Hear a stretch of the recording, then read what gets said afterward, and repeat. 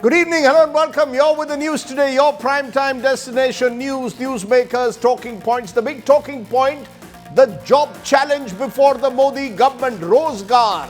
Can the government deliver through its Rozgar Melas, or is it a PR stunt as the opposition claims?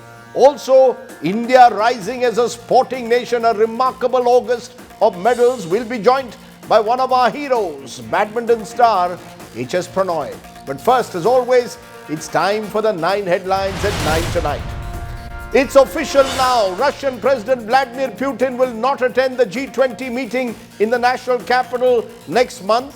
Foreign Minister Sergei Lavrov will represent Russia instead. Prime Minister Modi issues 51,000 appointment letters for recruits in government departments. Congress takes a dig at the Prime Minister's Rozgar Mela, terms it a vote-catching gimmick. Race for opposition Prime Minister phase for 2024 still up in the air. Congress pitches, a section of the Congress pitches for Rahul Gandhi. Bihar Chief Minister Nitish Kumar insists he's not eyeing any position. India alliance to meet later this week. 9 dead in deadly Bengal firecracker factory blast. BJP trains guns at Mamata Banerjee. Government says TMC behind illegal cracker units. TMC hits back, says BJP, doing vulture politics. Rajasthan government's bizarre solution to stop suicides in Kota. First installed spring fans, now says ban coaching system in India. This after 2 more NEET aspirants die by suicide within 4 hours in Kota. Centre files an affidavit opposing the decision of the Bihar government to conduct a caste-based survey in the state, says central government committed to taking all steps for upliftment of backward classes. Moon captured, ISRO now aims for the sun. Mission Aditya L1 to be launched on September 2nd from Sriharikota.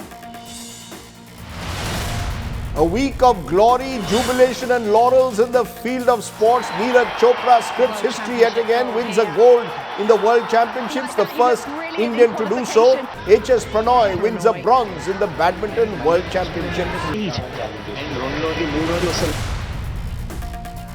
Neeta Ambani steps down from the Reliance Industries board. Next gen Ambani's Isha, Akash and Anant now on the board of directors.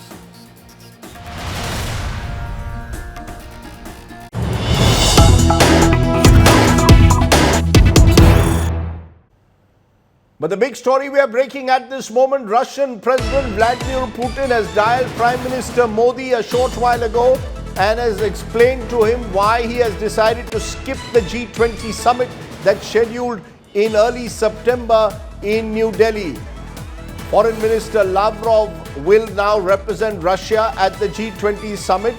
Putin was widely expected not to attend amidst a growing divide within the G20 over the critical Ukraine issue. He had not also attended the previous high-profile G20 summit last year in Indonesia. Lavrov, the foreign minister, is seen now to represent Russia at that big meeting that begins on the 8th of September in Delhi. So the big news coming, despite one last attempt made by India, Vladimir Putin will not attend. He has dialed Prime Minister Modi and expressed regret that he will not be coming for this meeting.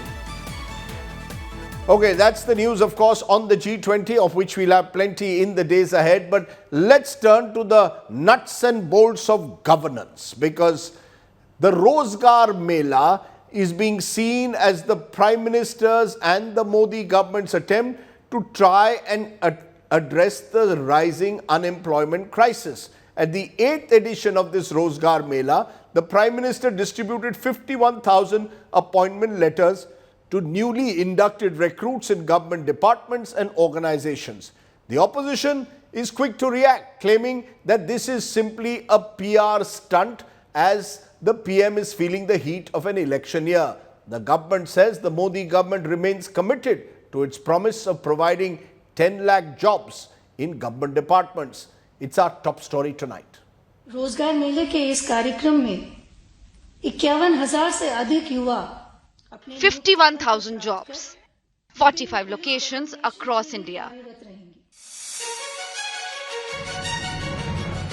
Prime Minister Narendra Modi on Monday distributed appointment letters to newly inducted recruits in various paramilitary forces in the 8th edition of Rozgar Mela. मैंने आपको अमृत रक्षक इसलिए कहा क्योंकि वो देश की सेवा के साथ साथ देश के नागरिकों की देश की रक्षा भी करेंगे. Prime Minister Modi listed automobiles, pharma and tourism as the growth sector that will create huge job opportunities in the days to come. Bharat इस दशक में टॉप 3 अर्थव्यवस्था में शामिल हो जाएगा और ये गारंटी जब मैं आपको देता हूं ना, बड़ी जिम्मेवारी के साथ मेरे देशवासी, मेरे परिवारजनों को ये मोदी गारंटी देता है. The opposition, which aims to focus on jobs as a major issue in the 2024 Lok Sabha elections, has dismissed Prime Minister Modi's Rozgar Mela as a stunt.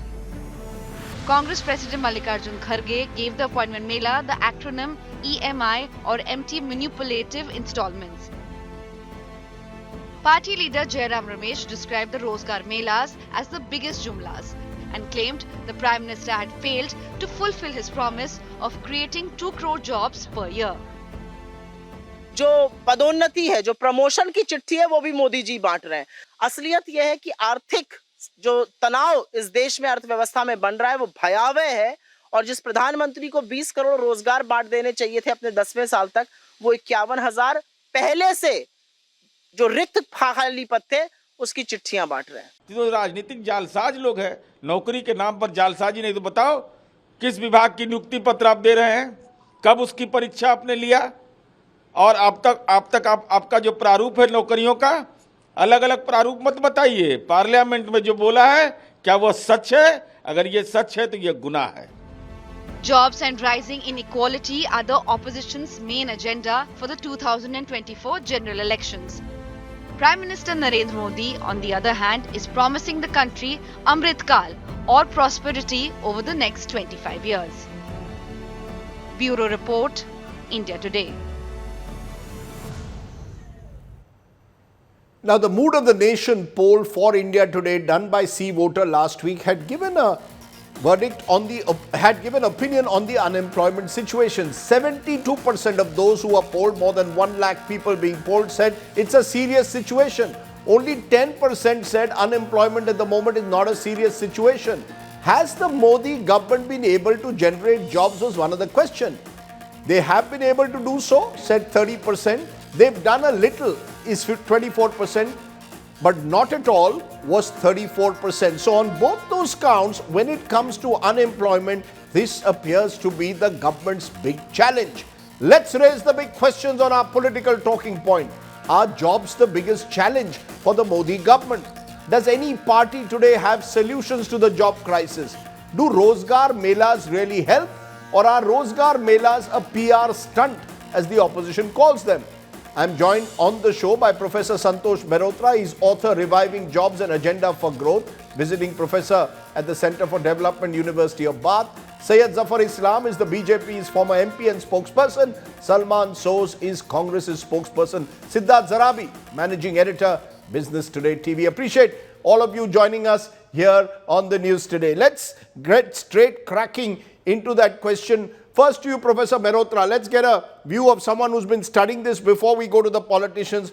How serious do you believe the job crisis is? Do you believe these Rozgar Melas address the issue, or are they simply flirting, tinkering with it?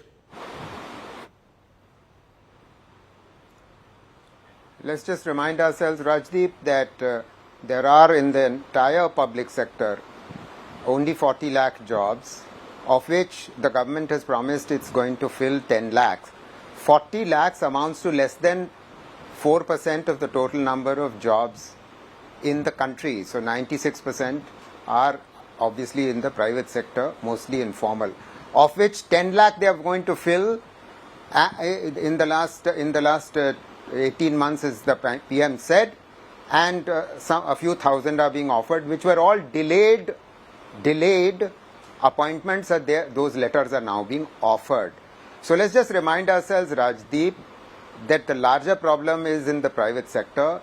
And in 2017-18, it's the same government's data which had told us that we are at an unemployment rate which is at a 45-year high, and that only continued to rise before COVID and until COVID. So the government may hand out melas and appointments, appointments which have already been made. That doesn't mean that jobs are suddenly growing. More importantly, millions of people went back to agriculture. That means there was massive deindustrialization that was taking place despite Make in India post 2014.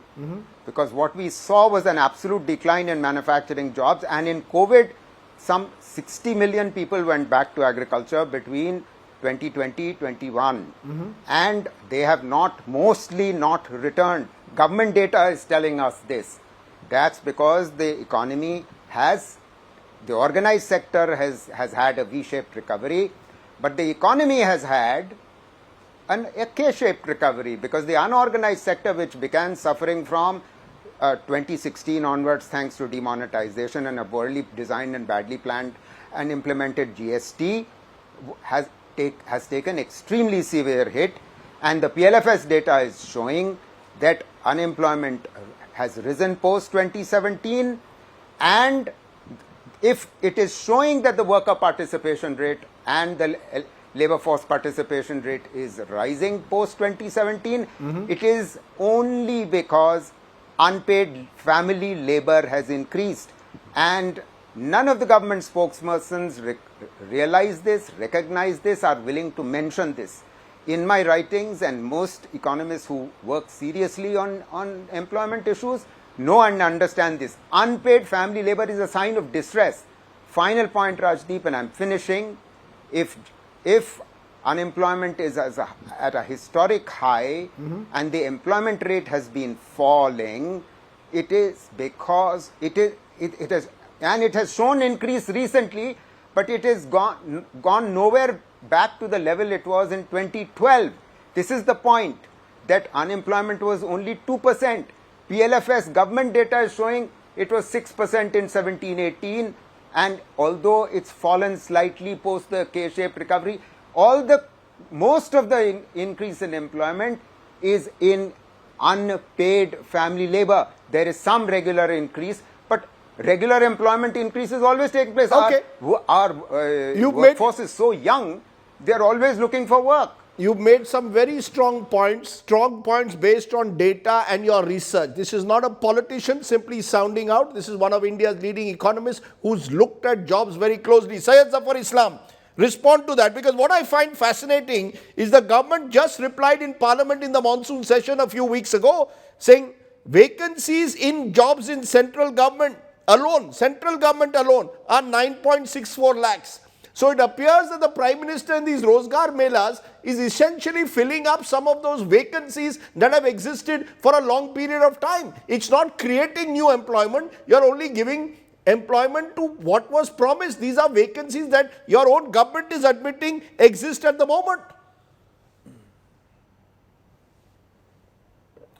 Rajdeep, as far as this Rozgar Mela is concerned, the Honorable Prime Minister had tweeted on 14th of June 2022 that 10 lakhs job, 1 million job will be given in next 18 months, and this is a part of the exercise which he has already announced on 14th of June 2022.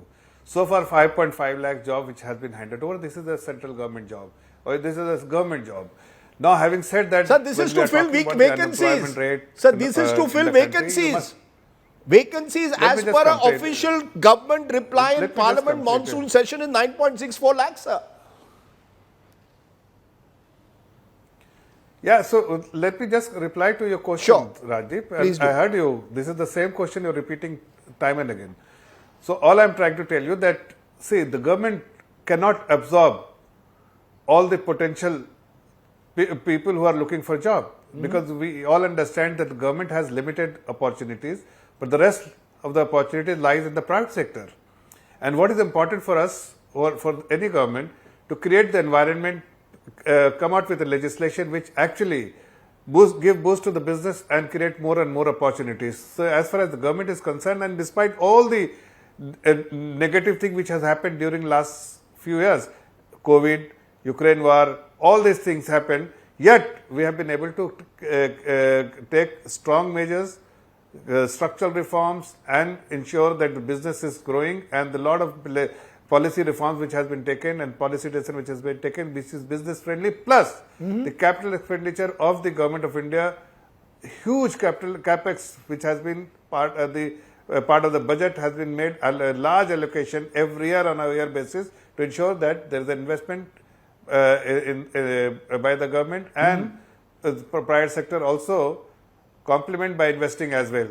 But the problem what we were facing initial years, and I am sure Mr. Mehrotra is fully aware of it, that we had inherited some biggest problem of the century.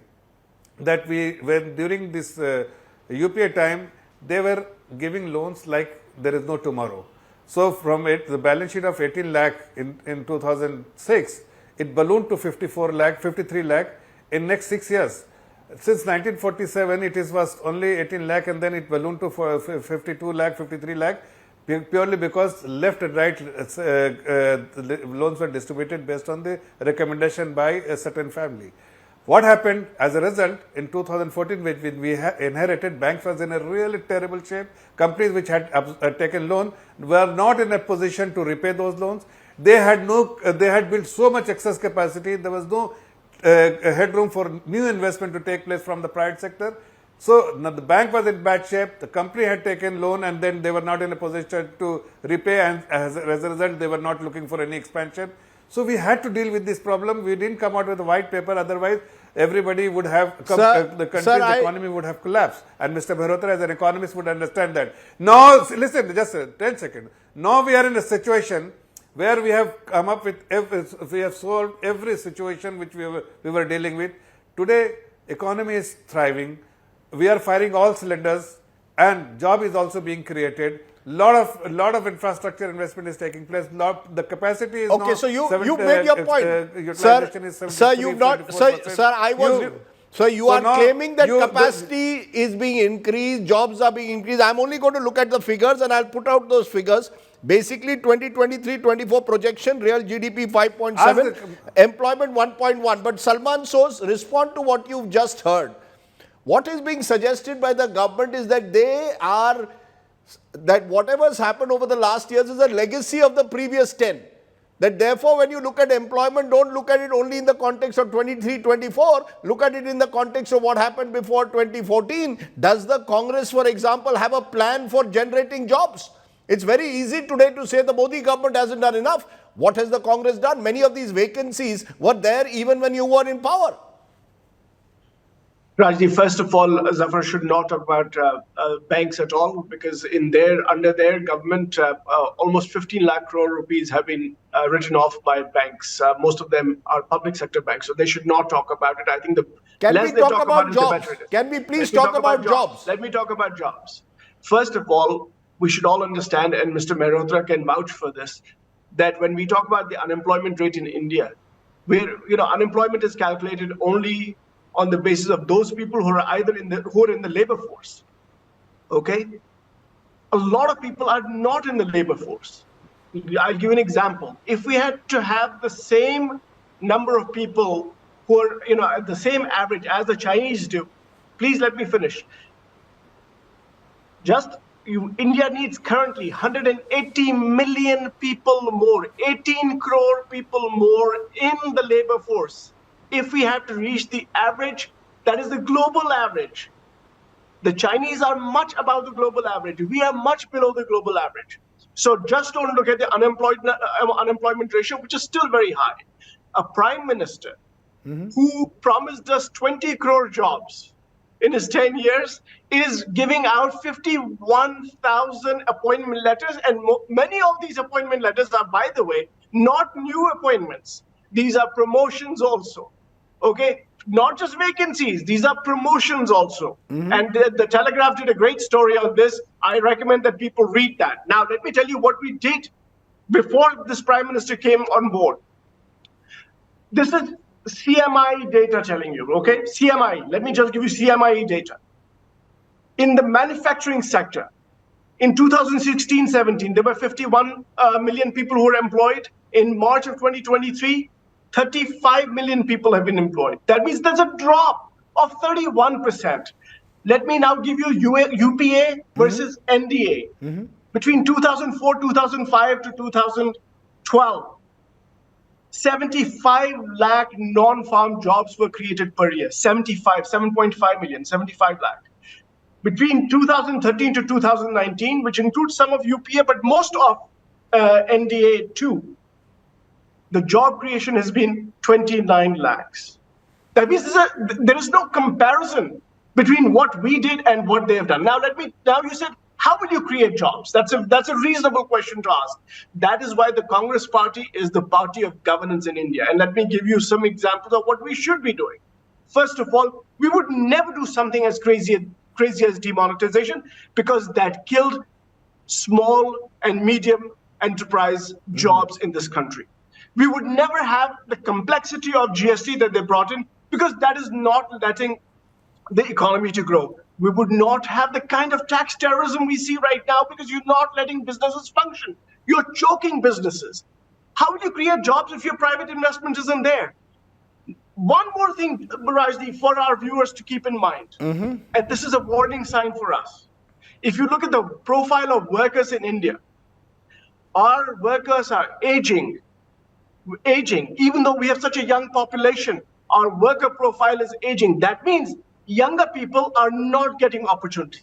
It's going to create a huge problem in this country, and this government has no answers except for this gimmick of 51,000. 51,000 is a drop in the ocean. You're saying your party, if it was in power, would not have committed what you believe are the mistakes of the Modi government, like demonetization, but you're not offering me a pathway to recovery through job. 1 minute. I want to bring in Siddharth Zarabi, because we've heard the two politicians at length. Siddharth Zarabi, the Union Minister for Labour and Employment, Bhupendra Yadav, at a recent Rozgar Mela said 9 years ago, India used to be among the 5 most fragile economies. We are now among the 5 largest economies. Claims that more than 1.5 crore jobs have been created in 9 organized sectors, including IT, manufacturing, trade, transport, education, hospitality and medical.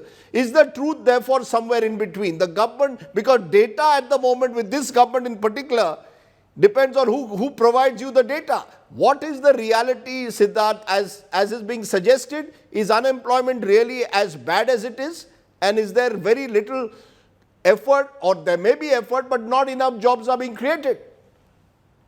Rajdeep, the fact about the quality of unemployment data in India, that has suffered for decades, and it's not a unique feature that we can pin down on the current time frame. I would say that the comparison, instead of politics, should be between pre-COVID and post-COVID. There are 5 sources of data that professional economists, analysts, and even journalists who can manage look at when it comes to employment. And among that 5, the PLFS, the Periodic Labor Force Survey, followed by the EPFO, followed by the Quarterly Survey, then Manrega, which is quite a good indicator of rural wage creation, and then finally the CMI. There are 5 different sets. You can cut and look at it whichever way. I will just cite one particular angle for a debate regarding the data. And to cite former CA, Dr. Krishnamurthy Subramaniam, he has, in a very extensive, detailed recent paper, said, and I'll try and just give the headline number. He says, post-COVID, rural employment rose 17.7%, urban 12.8%. This is in one particular category. There are dozens of categories. In paucity of time, the fact that India has a huge youth population which is looking for gainful employment and is not able to either find quantity jobs or quality jobs is a significant issue. The government can only do so much. I think at some point we also need to get into this frame of mind as responsible citizens, that we cannot keep burdening the government and the exchequer, and we see what is happening with welfareism. As far as the private sector is concerned, I'm sure no one in the panel will deny that is now playing the hero's role as far as employment creation is concerned, including some particular sectors. Again, data is something that we can debate because we do not get one comprehensive data. So your guess is as good as mine. But if you look at it on the ground, the private sector is where most of the job creation is happening. So can we just put it on the government? I would toss that question back to you, Raj. Professor Mehrotra, you heard Siddharth Zarabi saying this isn't an easy problem to tackle at the moment. Let's be clear, no one has the kind of comprehensive solution to ensure that you meet the job challenge of a younger population. Do you see a magic bullet solution out there, something the government could have done and not done, that Rozgar Melas, are they the way out in at least filling up these vacancies? No, the Rozgar Melas are simply for show. There is no question about that. We know that. Let's not even go there. I think there's no point in debating that one. I will answer your deeper question in a minute, but let me just address the 3 points that Siddharth ji talked about. Post-COVID, there has been a massive increase in rural employment according to the PLFS. This is precisely what I began by saying. I said this. Massive increase in rural employment took place because there was massive loss in jobs in the urban areas across the board in services and in manufacturing, and 60 million people became dependent on agriculture, which is the major reason why real wages in agriculture and across the economy, hence as a result, have been systematically falling. And these, please remember, that we already had a situation pre-COVID where 42% of our workforce or total workforce was providing 15% of the country's GDP, and then we added 60 million to it. As a result, the 42% went to 46.5% government data. And most of these people are doing practically nothing. Yes, they are saying that we are doing something, but that is to save face, for point one. Point two, female workers have joined in rural areas. They are tilling land and so on, and this is unpaid family labor. Unpaid family labor is recorded by PLFS, and that's what is showing up in the increase of so-called employment. Surjit Bhalla and Chris Subramaniam are saying the same thing. Point two, government cannot be burdened. If government cannot be burdened, then why is it that 45 to 50% of total public expenditure in the now industrialized countries is accounted for by government, and only the rest is accounted for by the private sector? We have to grow our health and education sectors. That's why the government expenditure needs to increase.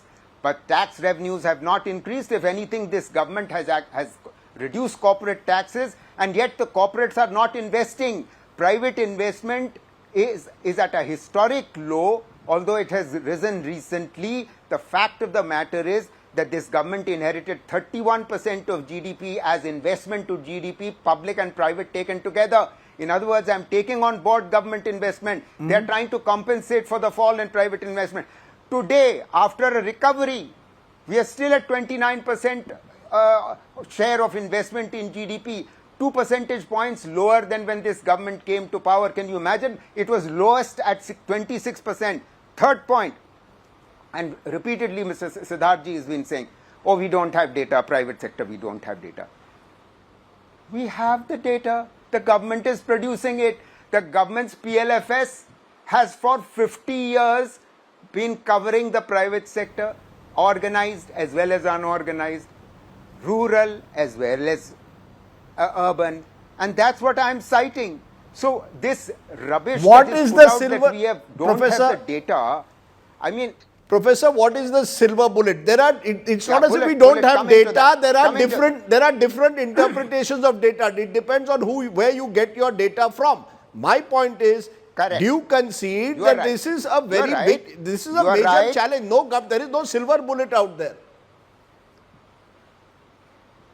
Let me begin on that. Firstly, can we get our growth rate back to the 8% on average that we grew at between 2004 and 14. In the last 9 years, we've grown at 5.7. What is the way we are going to get growth back up? Investment. And investment is low. The government is not being able to evoke and trigger the animal spirits of the private sector. Public investment is only a fraction of total investment. It's not going to be able to do it. Thirdly, if you want serious job creation in the non-farm sector, tourism, yes, is good thing. Services have already been creating a lot of jobs, but we need to develop our manufacturing sector. In the last 30 years, there has been no government which has provided us with a manufacturing strategy. Make in India was not a manufacturing strategy. Performance-linked incentive scheme is not a manufacturing strategy. It is just picking winners for 14 sectors, of which only 3 or 4, 5 or 6 have taken off. If we have to focus, as Salman rightly pointed out, have to focus on the MSMEs. The MSMEs have suffered very severely. The size of debt that is to be extended or loans to be extended to the MSME sector has to be increased. But, you know, let's just remember that if the banks of our country, which are the ones which are supposed to lend to the MSME sector, are not going to lend to the MSME sector, but to continue to lend to cronies, we will have write-off of loans. And when you have write-off of loans, then... Can I stop you for a moment? Can I stop you? Okay. Can I stop you for a moment? Yes, you believe that the real employment will come through the MSME sector. It will come if the government invests more. Now, let's be fair here. The banking sector, and there Syed Zafar Islam did have a point, was in far worse shape pre-2014 than it is today. The MSME challenge, Zafar Islam, is a very different one on the other hand. We have a opinion poll. During our opinion poll, we asked who has benefited the most from the Modi government's policies. More than 55% said big business, Zafar Islam. Now, we can qualify the fact is MSMEs are the ones who have suffered the most demonetization, GST, and certainly during COVID times. And they possibly have the greatest employment potential as well. Over the years, a lot of informal labor which could have got formalized through the MSME sector. Do you concede that rather than these Rozgar Melas which are only filling up vacancies, the government needs a better comprehensive plan for MSMEs? Well, Rajdeep, let me respond to Mr. Mehrotra first.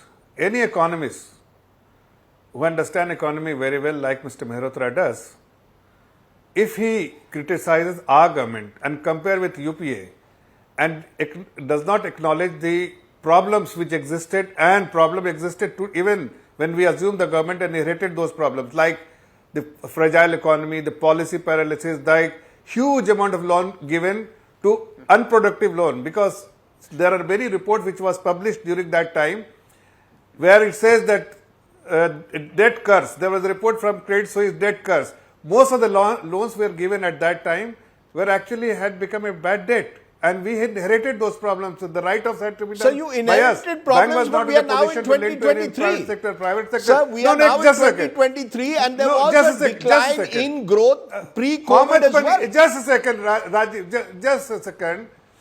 Allow me to complete. So we had to first recapitalize those banks.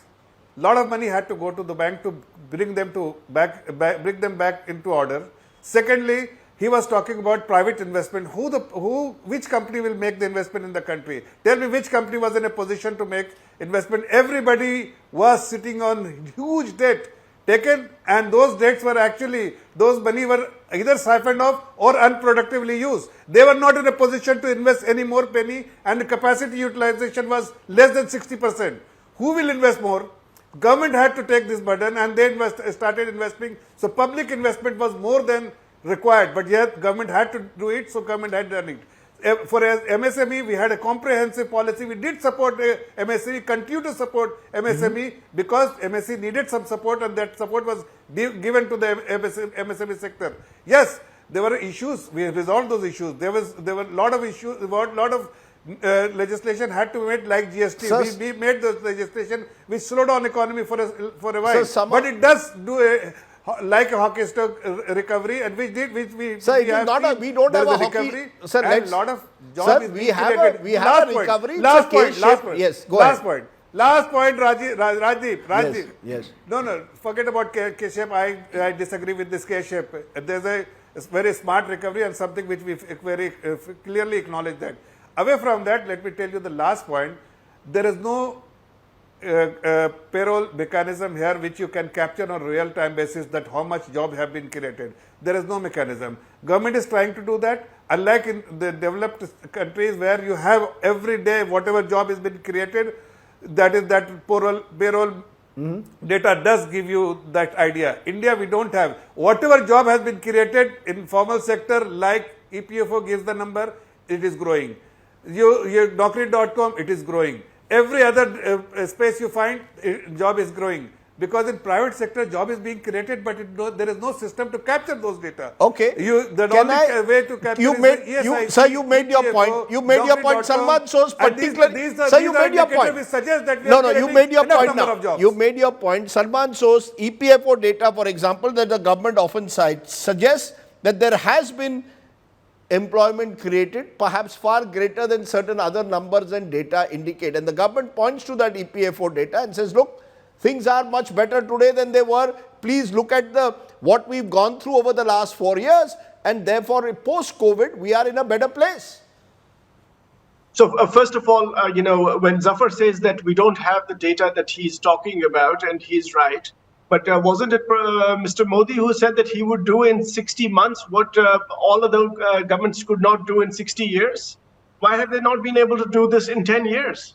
That's a very reasonable question to ask them. Why isn't there this data that they talk about? Why did they make these false promises to the people of the country? I did not make these promises. Mr. Modi made the promises. Now, as far as the EPFO, when you talk about EPFO, for example, I will respond to that. I think EPFO data, or when they say that new jobs are being created, EPFO is a very volatile database. You get you leave one job, you move to another job within the formal sector, and it will show up as a new employment. It doesn't take care of people who have already left. So I would not get into this EPFO business. You have PLFS, check that data. Now, when you ask Rajdeep, you have to ask the people of the country what political party is going to wrestle with this issue, and that's a reasonable question. But let me tell you what provide me the answer. Provide me if tomorrow the corner. 1 minute. I have limited time now. Let me give you the answer. What is the answer? Let me give you the answer, Rajdeep. The point is that these guys have basically supported big business, and there's one simple data point you have to see. If you look at new investment, private sector investments, there's a lot of investment, but it's happened through very few projects. That means big ticket items are happening. That means a lot of money is changing hands. The Congress's approach is going to be focus sharply on micro, small, and medium enterprises, because that's what creates jobs around the world. No, you not need both. just in India. Who says you don't need big ticket infrastructure projects? And they have ruined this economy. We, on the other hand, have to rescue it only through the MSME. The big businesses can continue doing their work, but the new government that is going to come, the India government, is going to support MSMEs. Okay. We've heard two different views of how are you going to create jobs. The Congress says we will support small MSMEs. The government of the day says, look, we first had to inherit problems from the previous government, and we have now stepped into a world where we believe we are in a better position to create jobs. Either way, Rozgar Melas are only filling in government vacancies, remember. And in many instances, especially in departments like railways, many exams have been held over for years and recruitment has not been provided. There are structural, systemic problems that need to be addressed as well. Rozgar Melas may get the headlines. Will they actually create the kind of jobs, quality jobs, this country will need? Thank you all very much for joining us on what's been a very educative debate. We'll, of course, carry forward these real issues because we believe these are the issues that need to be addressed if the country is to move, as the Prime Minister says, into Amrit Kal. Speaking of that, and speaking of students in the future, the situation seems grim in the education hub of India, where students go to coaching centers for IITs and for medical colleges. Kota in Rajasthan. Deaths by suicide among young students Mostly teenagers preparing for admissions to these medical and technical colleges continue unabated. In the span of just 4 hours on Sunday, yesterday, 2 students committed suicide, taking the toll to 24 alone in this year. A Rajasthan minister is now calling for a ban on the coaching system. Take a look at tonight's Get Real India story.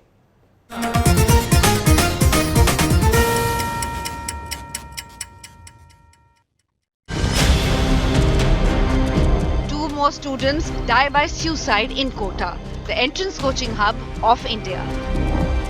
The deaths on Sunday happened in a span of 4 hours.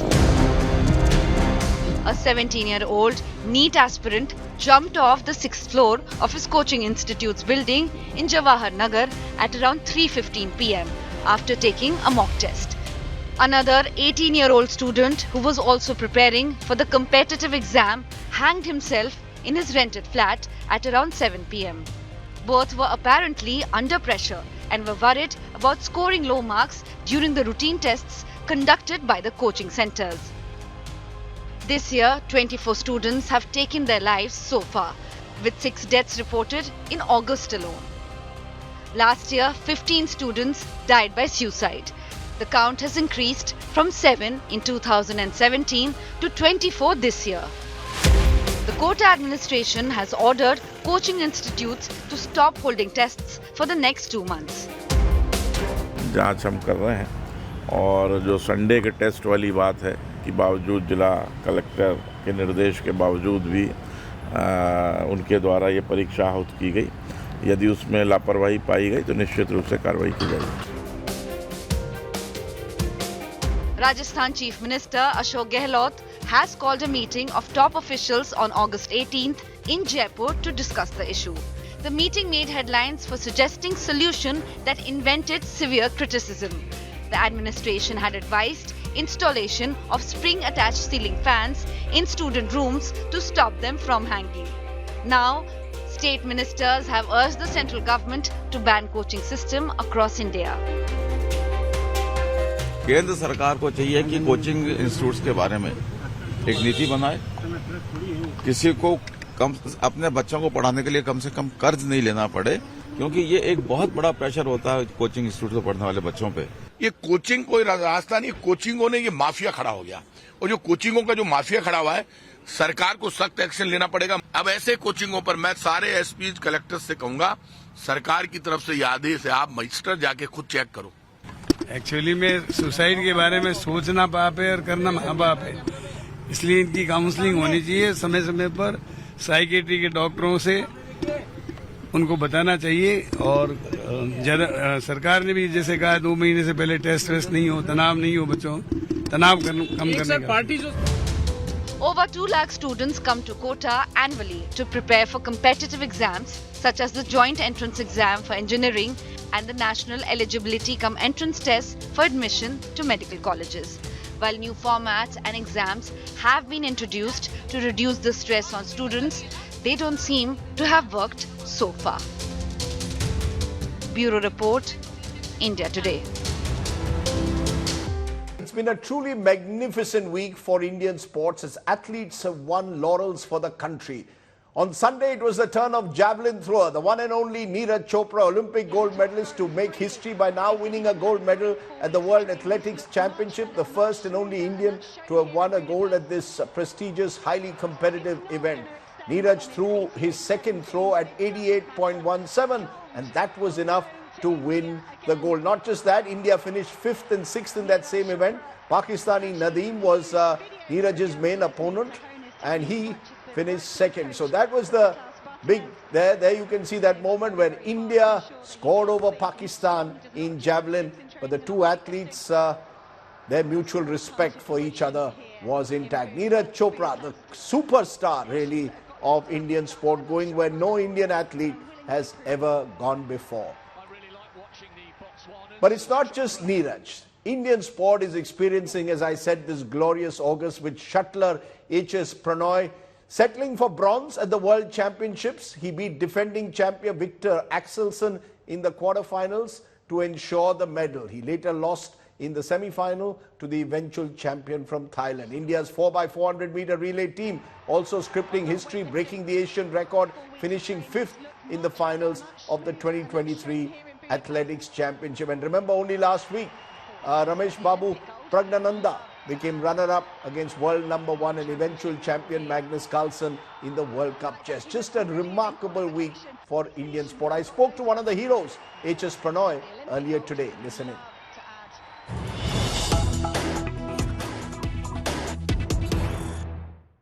This has been a remarkable weekend for Indian sport. We've had a young 18-year-old reach the World Cup chess finals. We've had Neeraj Chopra script history by winning gold at the World Athletics, and our 4x400 meter relay did the country proud by breaking the Asian Games record. And amidst all this, we also have HS Pranoy winning the bronze medal at the World Badminton Championships, only the 5th Indian to achieve this incredible feat. Joining me now is HS Pranoy, the man who beat the world number 1 Victor Axelsen of Denmark to win a bronze at the World Championships. First of all, congratulations, Pranoy, for the remarkable achievement in winning a bronze. I know you'd love to win gold, but I'm sure you must be feeling very proud today.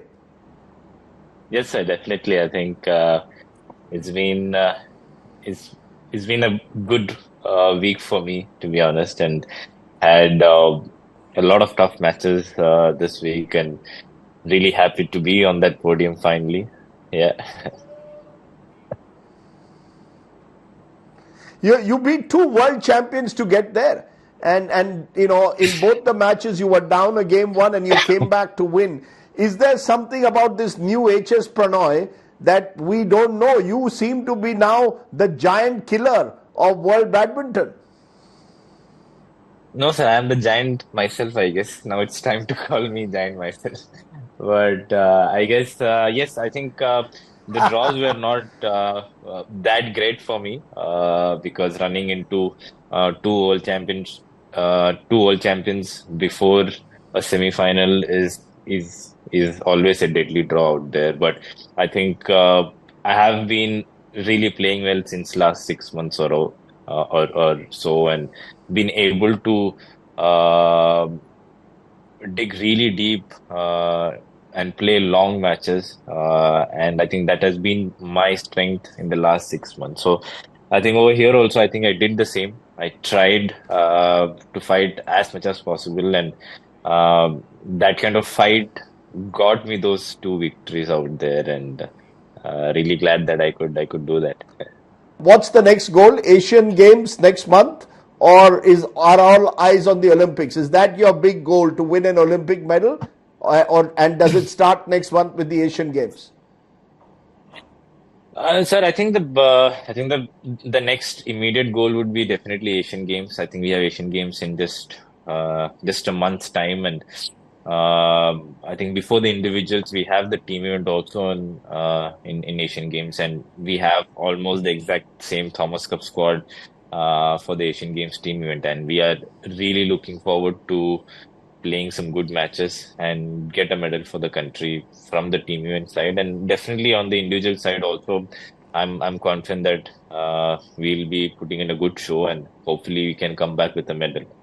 And I think Paris Olympics I think we have 1 year for that. So I'm not really looking to the Paris side as of now. I just want to take it very slow, and just take it month by month, and make sure that we are taking the right decisions, taking the right calls to play the correct tournaments. So I think I'm just thinking about that only right now, but I would love to be in Paris, and I would love to be on that podium. I'm sure you'll be on the podium. Just a final question. What is remarkable is what we've seen in the last week. All our sports persons, from chess to athletics to badminton, doing so well. Badminton in particular, in the last decade, you guys have been remarkable. Won the Thomas Cup, Sindhu winning medals at the Olympics. What is it about Indian sport? Something seems to have changed. Kuch hawa badli hai, that all of you are doing so well and making us so proud, from a Neeraj Chopra to the 4x400 to you today. Yes, sir. I think it's a big collective effort from all the spaces. I think from the ministry side, from the government side, from the SAI, I think Sports Authority of India, all of them have been so supportive. I think Go Sports Foundation, for me especially, I think all this support has been very strong in the last 1 decade in our Indian sport, and I think as players we have been given all the support, all the exposure to play in different tournaments, and that's why I think we can see the graph going always up. There's always big help coming in anywhere. Say if you are anywhere in the world, you can just dial and you're getting that help from all these sides. So I think that has made the big difference, and I'm very glad that we had such a big week.